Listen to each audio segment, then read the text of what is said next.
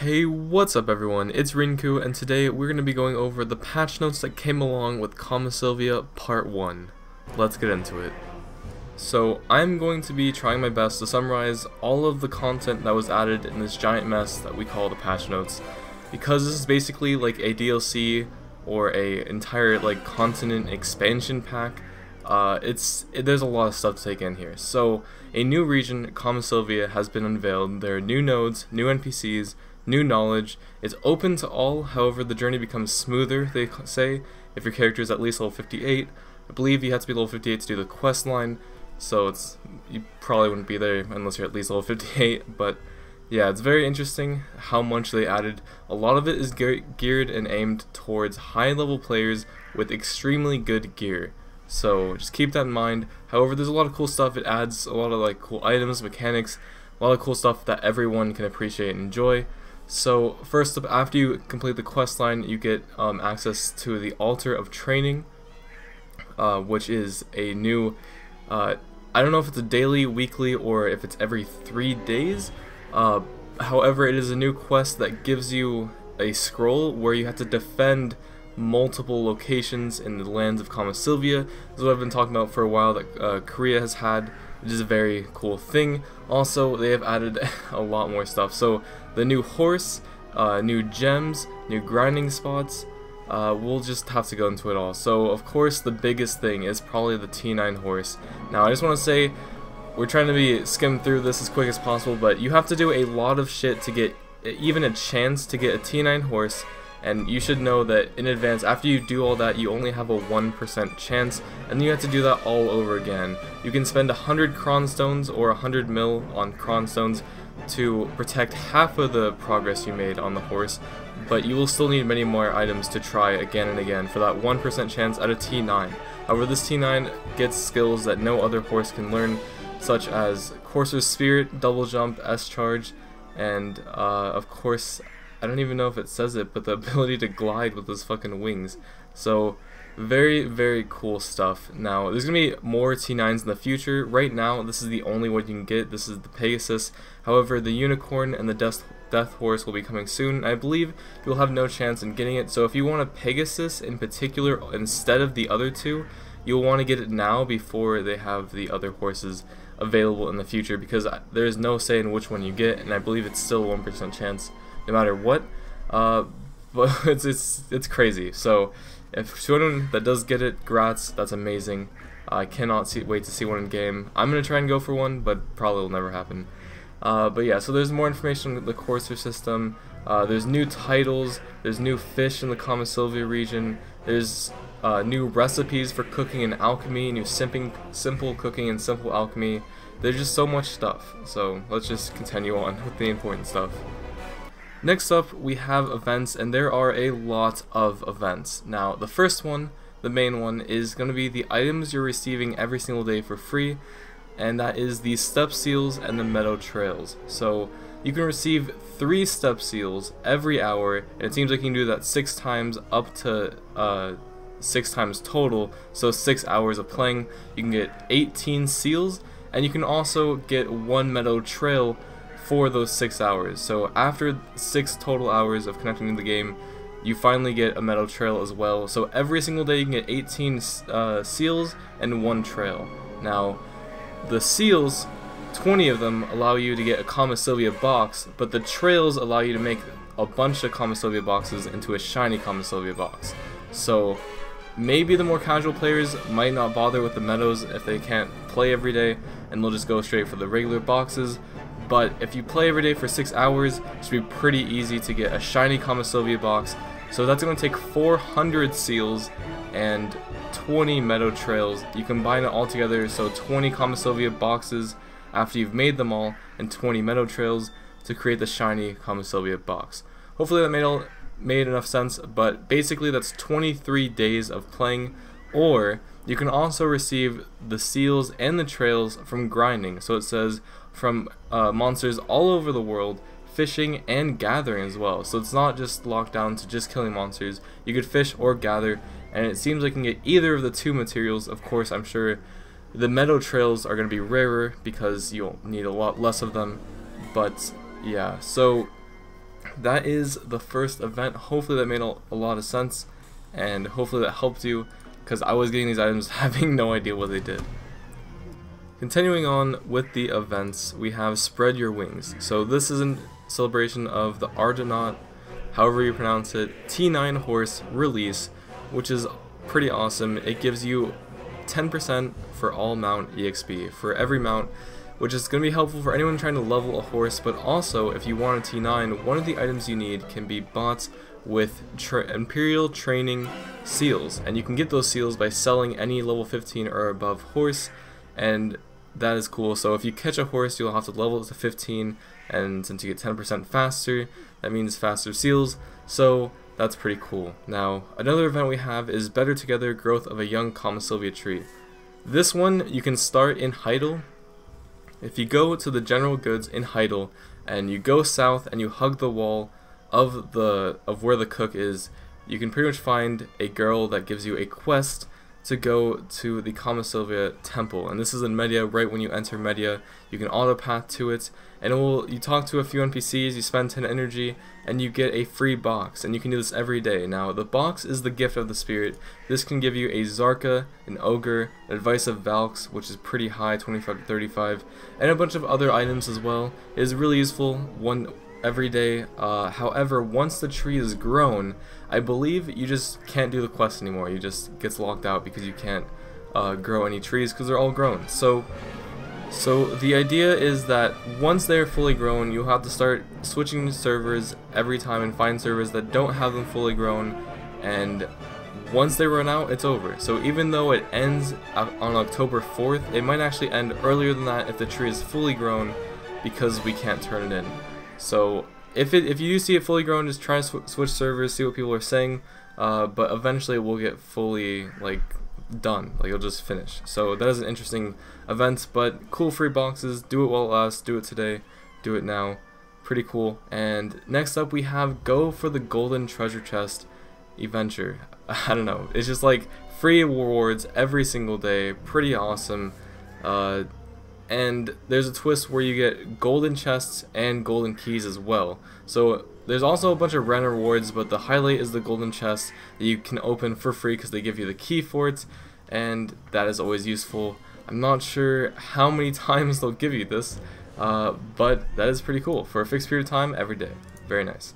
Now, there is still more events. This one is a guild event. So this is to kill the new boss, which you can do through the guild. You start the boss through the guild, and this gives you, if you complete it within this time limit of September 27th to October 11th, you will get guild funds and guild experience. So 200 mil guild experience. It also says golden bell, so combat XP will increase 100% for the next hour for the entire server. So all adventurers with the golden buff applied will receive extra XP. That is pretty damn awesome. That means every guild, I don't know if every I'm sure maybe just the guild gets one golden bell, but that means all the guilds will be able to help all the servers by doing this event. So that's crazy. Try to do this guild boss because he's pretty awesome. So that's cool. We'll talk more about the guild boss, I'm sure, down below, because there's tons of stuff in this patch notes. But moving on, the Black Spirit Adventure has returned. That is awesome. There's also a screenshot event, so make sure you're taking screenshots along the way of Kama Sylvia, and you can learn about that probably in the events forums as well. All the screenshot events have always been. They also have it twice. I don't know why. They have soon, coming here soon, and then it's coming here, and that has links. So there you go. However, we also have returning users who have been absent for over 30 days can enjoy a small gift of a 7-day value pack and a 7-day sealed book of combat, which is actually pretty damn nice. Claimable until October 18th. So only if you have not been playing for the last 30 days can you get this. But it's a nice reward if you haven't been playing to come see the new expansion. Maybe pop it to kill the stuff over here if you're geared enough to. I mean, it's just a nice little thing. So I think we finally covered all the events. Let me try to scrape together all the important things of the massive patch notes that are below. Right below the events, we actually have some significant information in here. So the main thing is the optimization options have been added to the performance tab under game settings, and this is huge. There's a lot of stuff in here. But the main thing I thought was that if FPS drops due to having too many characters around, you can push Shift F5 to make invisible all other characters except for hostile characters. Now it's interesting wording, but basically everyone friendly just disappears, which is super useful, especially when you go in towns and there's hundreds and hundreds of people that you just don't care about that are lagging the shit out of your computer. This actually helps a lot. A lot of people in my guild have actually said this has really helped them be able to actually play the game. So this is amazing that we finally got this. And it will still show people trying to kill you, all hostile characters, which is useful and kind of needed. So that's pretty cool. Now we also have the queue system for Savage Rift. Now this is just a small update to Savage Rift, but it is pretty nice altogether. Now we also have tons of class changes for most, if not all, the classes, so just keep that in mind.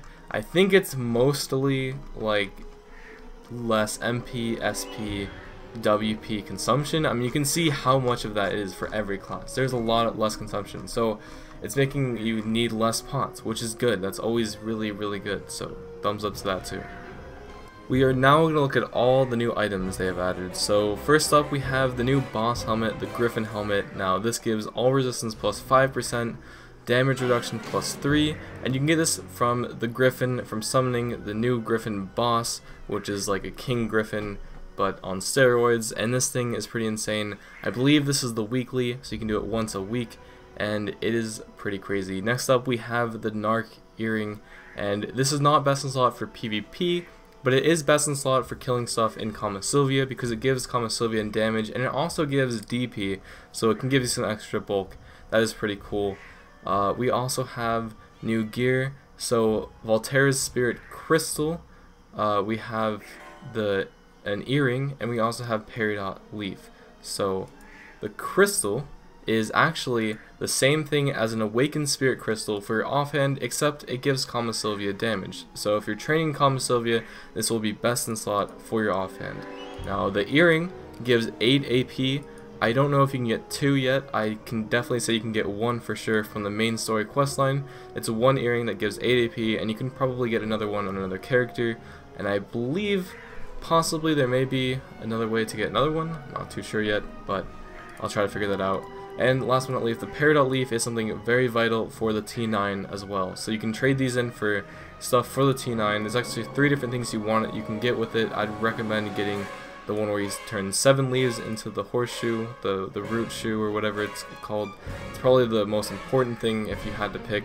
But you should really, if you're trying to get a T9, look up how to get it. There's a guide I'll be linking in the description, Fam's guide. And if you're not trying to get it, then go whichever one is worth more money. I'm not really sure on that one, but you get these from completing the main storyline quest. So pretty cool stuff.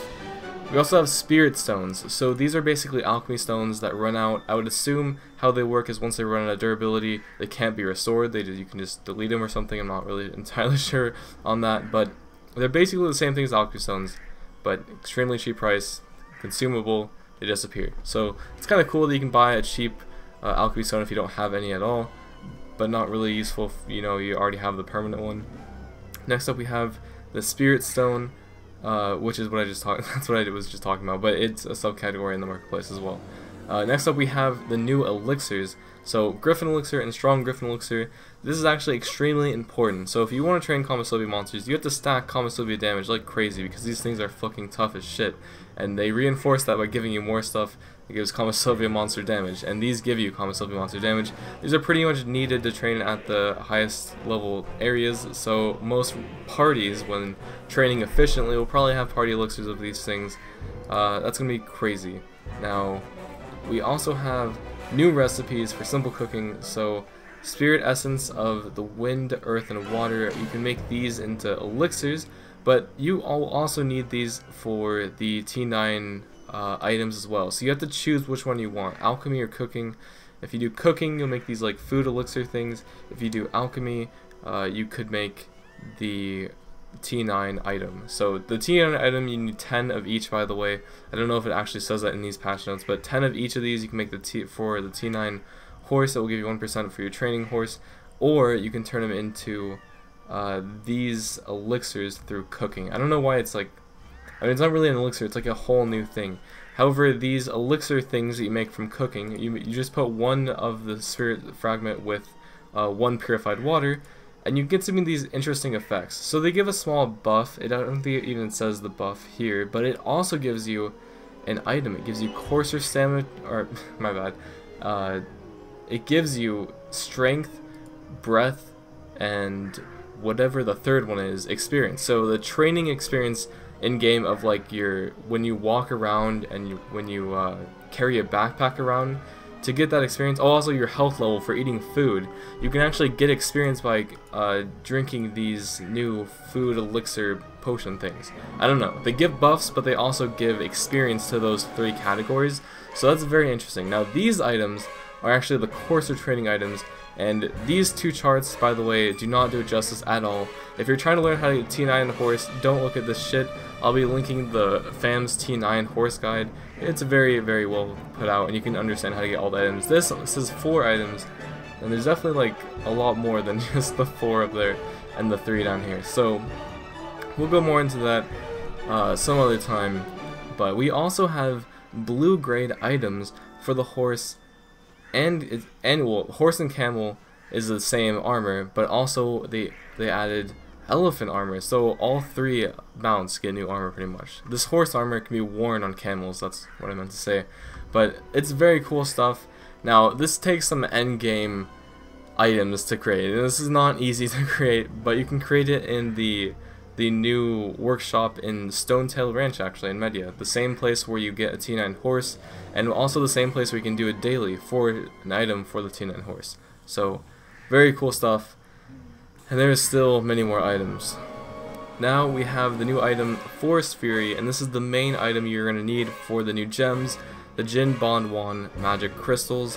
And the way you get Forest Fury is actually by defeating monsters in the old Miramok ruins, and it says or complete the following quests. Now the quest, it says Miramok ruin monsters, so you gotta pretty much train at the same spot, or the Volterra ruins sacrament, the training quest, which is I believe the once every 3 days quest, possibly, maybe, hopefully I'm correct, and also the Mansion Mutant boss, and this is a daily. So the daily boss, that's pretty cool. The once every 3 day defense thing, that's pretty cool, and the only other way is to train there. So this is the main item. If you need one of these, you need one of the black magic crystals you're trying to upgrade, so the Harfia, Cabellinus, Viper, Hystria, whatever, and you need 10 of magical shards. Now magical shards you can get by processing, by heating any yellow grade black magic crystal. So the yellow black magic crystals you heat, you need to heat 10 of them, so 10 plus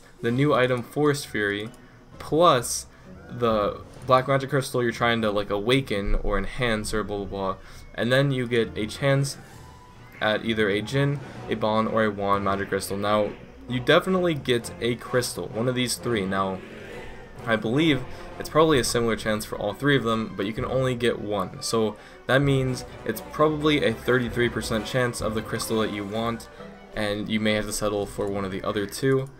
But these are all the new crystals, and these have already been known. They've already been on BDO Planner for a while, but here they are, all in their glory. It is pretty beautiful to look at, and I cannot wait to get the Forest Fury. I have all the other stuff already on deck. I'm gonna try and get these Forest Furies and try to bust out a few myself. The most notable crystal, though, I have to say, out of all of these, the one that you're gonna want to get right away is the Jin Viper, because this gives attack speed +1, casting speed +1, and 20 accuracy. So if your build revolves around attack and casting speed, and you need this to complete your build, you're going to need this gem. And it also gives 20 accuracy, which is fucking insane. The main thing is the accuracy. So yeah, that's the one I'd start with, and then I'd go probably the helmet next, and then do whatever you want. I would focus on boss gear that you already have, but I'll leave it at that. Now you can process it, all that together, and there's tons more stuff. There's a new craftable outfit, by the way, black leopard armor for females, and let me just wrap it up and see what else there is. We've covered mostly important hype stuff already. To wrap things up, we have the monster section. Now, common Sylvia monsters have been added and they are categorized as Sylvian monsters. So anything that gives Sylvian monster damage will be applied to every single thing in this region, which is pretty awesome. And this is what you're going to need to stack in order to train here. Now I just want to point out, this whole entire expansion pack, this whole area, was made for level 58s and above, and more importantly for people who have really endgame gear. It recommends 220 AP for even the lowest level monsters in the Varn Steppe. So yeah, even I can't even train on the lowest level monsters efficiently in this expansion. Maybe I could with a 5-man party, but I'd feel like a leech.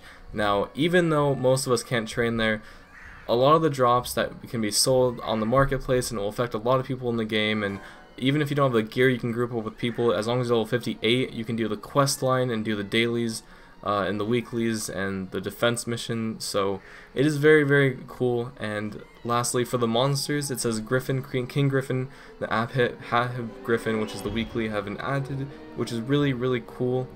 But I also think that the Griffin helmet might be dropped by the Griffin and King Griffin. I'm not entirely sure. A lot of people have gotten the Griffin helmet from the boss on the first day, but I feel like grinding on the Griffins may also drop it. Now, I'm not entirely sure on that one, but with the Forest Fury, it only said it dropped from the ruins up higher on the patch notes, but down here it also says the Manshims have a chance of dropping it. So this offers a second grind spot to get the Forest Fury that we previously talked about. This is needed for the magical gems. But yeah, and there's also a new guild raid boss, which we talked about as well, and there's also an event on that. And the boss is gonna stay.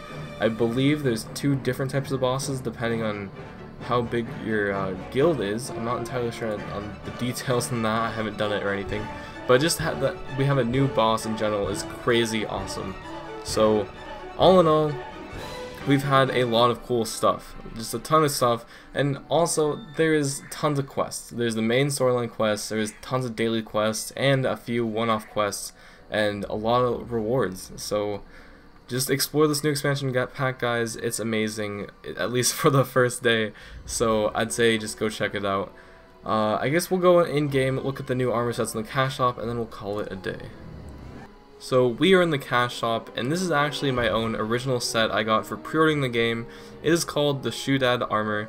I also have the weapon and shield and helmet, whatever, somewhere else in my inventory. But this is the set. It's slightly dyed as well, but I want to point out that the new set that came out today is actually one-upping the original set. Now this will probably never be sold in our version. It was only a one-time thing for pre-ordering the game, but this is the new armor set, and it honestly looks like 10 times better, way more detailed, looks very awesome, and I like it. Like, I actually do really like the set. I'm really glad they released this. I'm glad they didn't just re-release the old one. I'm glad it's still original, and I'm really glad this one looks even better and awesome. And I really actually want this for my Dark Knight, because this has been released for every single class. Now Dark Knight obviously didn't have the Shootad set because it wasn't out when the game released, but this armor set can hopefully be released or just out for every single class, and it looks fucking amazing. And it also comes with weapons and awakenings. So to finish off the episode, I'm just going to quickly look at every single weapon and awakening. So that is the awakening of Valkyrie, just because I happen to be on my Valkyrie, and the sword and shield. Then we have the Dark Knight, so that is a crazy looking sword. I really just want the outfit, I don't even care about the weapons, but the sword, the awakening, and this actually has some pulsing effect, but I can't see because it's so fucking bright. But on a dark day you can see some pulsing in there, and very cool. Striker, looking swag. Awakening. I do remember commenting about that on the Korea server. We have the Wizard with a cool staff, and Awakening with white balls. Musa, Awakening, Sork, Awakening. That looks sick, holy shit. If I played a Sork, I'd want that scythe. We have Ninja? I thought it was a warrior at first, but no, definitely a ninja. Looking cool, looking swag. We have Witch, and her white balls. We have Ranger, and her swords. Warrior, and his fucking gigantic fucking sword. This looks sick, honestly, with the chains hanging down. This is the only weapon I feel like with the chains that actually have gravity that makes sense. But Kunoichi and her thing, just whatever that thing is. And we have Meiwa with the poker device. Valkyrie, we already went over. Tamer. That's a nice sheath. And that's a nice spear. Spear? That's not a spear, that's a staff. God fucking damn. Okay, anyways. Anyways, it looks nice, you know. And we have the Berserker. What does this cannon look like? I have to know. Just another fucking Iron Man booster thing. Alright, so that is all the sets. I hope you guys enjoyed. Sorry I took 3 minutes out of my time to look at this, but I just thought it was cool, and I had to include it. And let me know what you guys think. I thought I could put this end part in this video, even though the Korean ones are going to be splitting up. But if you guys want the cash shop completely out of the video, let me know. Or if you enjoyed the end, like last 3 minutes of this, let me know. Because I'm still thinking about, should I split this into 2 videos? Should I just keep it into 1? And in our server, it's pretty simple to just look through them all very fast. But yeah, and also thanks for all the support, thanks for all the opinions. Hopefully this was short enough. I still want to give my detailed opinion on everything I thought was important, but this time I did try to skim as fast as possible. I love you guys, I'll be streaming, making more videos, and I'll see you guys next time. See ya!